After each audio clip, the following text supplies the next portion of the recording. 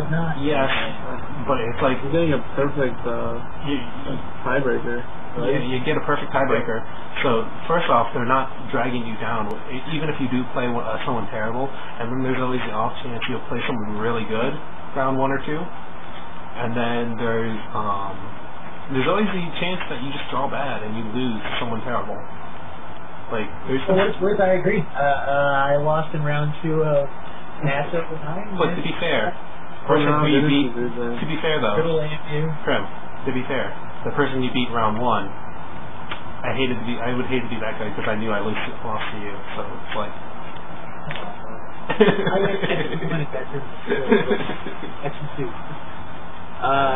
Yeah, I mean, obviously there are things. I don't think there's any discussion there. I don't think there's any debate to it. You get two buys, you get a perfect opponent match win percentage or whatever that's called. You get to last for 2 rounds. That's actually the coolest part. Instead of having to play 9 whatever rounds, you get to play like 7. Stamina difference is huge because you're not tired at the end. I don't know, man. I was pretty tired. It took like 4 hours last year for us to play a game.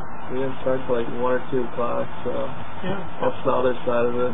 Yeah. Well, yeah, dude. But like somebody like you would have just gone to take a nap for a couple hours. All he did was just like close to face throughout like 5 hours. All he did though was just like hang out at the bagel shop, and then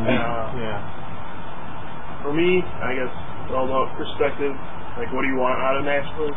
If you're trying to make top cut, you're trying to win. Obviously, the buys are a big advantage. If you're looking to get ratings, it's not going to help you at all. But for me, it's kind of a double-edged sword. I enjoyed having that time off, those 3 wins. But at the same time, I kind of wanted to get into it and start playing. It's kind of nerve-wracking to just sit there for 2-3 hours doing nothing. Then you have to jump into your first game against somebody that's already 2-0. So, I don't know. It can go either way. Yeah. Alright, that's cool. Alright, next question. What do you guys think of the talk regarding the new format separating good players from bad ones? It's true. It's true. I mean, like... Okay, like here's the reason why I think it's true, because there's a huge emphasis on deck building, and for the past 2-3 years we've been playing with decks that have been beaten to death. Like everyone could have gotten a top tier Lux Chomp list. Not so much Dialga. That was a little harder to build and play. But like Vilegar, Lux Chomp, Gyarados especially, those decks are beaten like hell, and now everything with a blank slate, it puts a real big focus on deck building. So everyone has to like pound out testing hours and just trying to see what works and who can test. Not only who can put in the most time, but who can use that time the most efficiently. And the people who are going to use that time efficiently are the upper level players. So absolutely, and I think that's actually really cool because a lot of people that's net deck for a while, and that was just the way that Beyond was, just because it was going on for so many years that eventually you just get to see every deck list. But now the creative players are going to have an advantage of the people who just actually have a passion for building decks and doing all this stuff are going to actually have a chance to shine. I think it's cool. Yeah, I think anytime you have a wide open, undefined format, like we're going to have, the good players always have an advantage.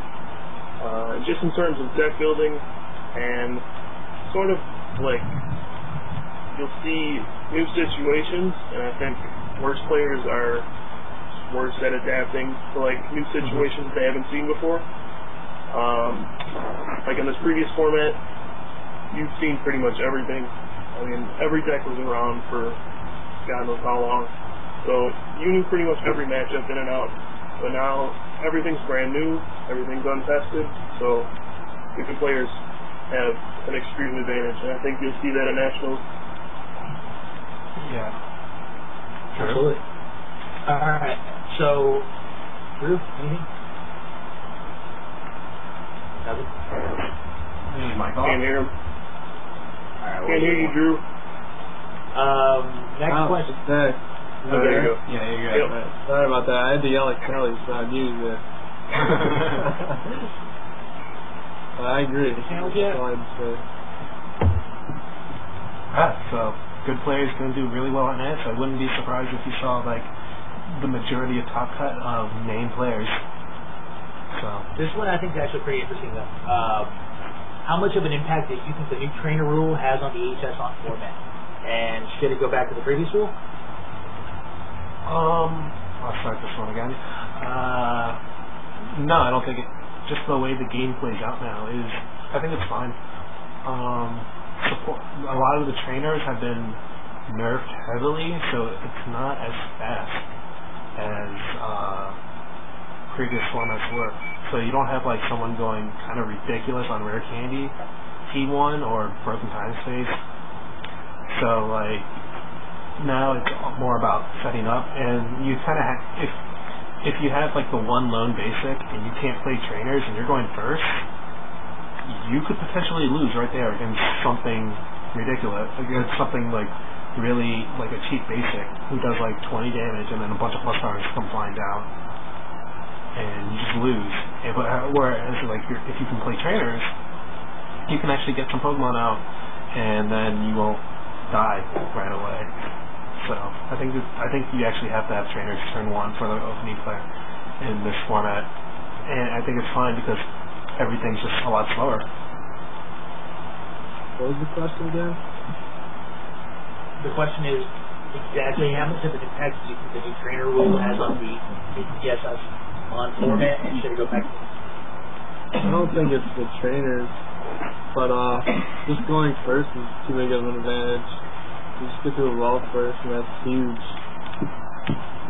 I mean, Rare Candy got nerfed, so that helps out. But yeah, I mean, going first, I think, gives you 10 to 50% on your win percentage right now. It's huge. But wasn't it that way with going second before? Yeah, it was. It wasn't that bad, because they got to evolve going first, though. Now You got with Rare Candy going second. I don't know, it was all SP before, so it didn't really matter. You couldn't level up. Now with Guardy, you stare down a T1 Guardy, you're just like, wow. So. Do you think that there's a better balance that they get a 5 round? I think it's worse this way, but whatever. I mean, there's I probably. think it's in a weird spot. Like going first right now is a massive advantage, but I don't really know how you fix it now that Rare Candy got changed. I mean, going first gives you every advantage in the book right now. There's literally nothing good about going second. So I don't know what you can do about it though. Well, I mean, you could like maybe take away the opening draw from person going first. Yeah. I think It's not an aspect. it's a little alright. What? It used to be like that, right? Yeah, it used to be at one point. Yeah. It was like back then the only restriction was you couldn't play supporters turn 1. But I think you could play. I think if they just took away the opening draw, I think that would be an advantage enough. Perhaps. I mean, it would be something that would be interesting to look into. Any thoughts on this topic, Krim? Since you haven't talked about it. I think it's actually pretty cool right now. I've only played a couple games, so I'm not the most experienced back on it, but I like the power level of the trainers. I think, being able to rely on things like dual ball and by the way, I think that Uncle is an incredibly strong trainer. I think that's the strongest trainer in the format by far. But it's not broken to the point where it shouldn't be in the format. I think that if the strongest trainer you have is actually good for the game, that's pretty good. That means something that means that the game's taking a step in the right direction. But with that said, I mean, going first is obviously an advantage, but I don't think the change in the trainer rule will change that draft. I think it's more being able to play your supporters is pretty important, because now you can actually collect your on turn 1.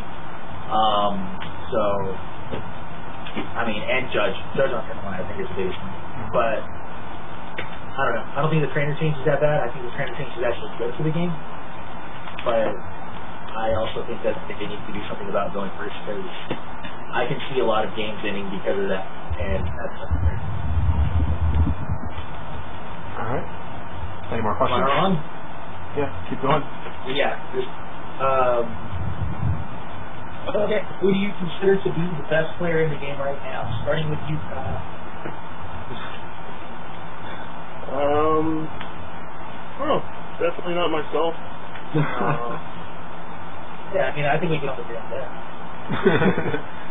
Definitely not Craig. I don't know. It's hard for me to say anybody besides Jason is ever the best player in the game, just because of how much he's won. Obviously, how good he is. But the question is right now. It's not, maybe a Like, not all time, but like... You personally believe that he's the best player in the game right now? I'm not saying he's not. I think so. I think the only thing he does incorrectly is sometimes he gets stuck on weird decks. But in terms of overall play, Who does that? Come on, man. Losers.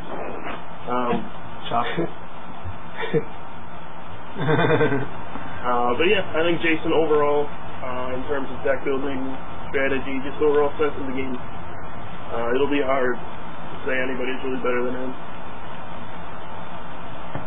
I'll go next. I think Drew Holden's the best player in the game right now. That's right. I said it. Woo! Suck it, Kyle.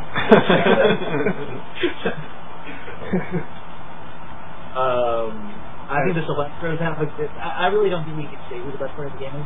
I think both Sylvesters have always been good and they show up consistent results. You show up consistent results. Jason, Drew, Ramalon just recently took top 2.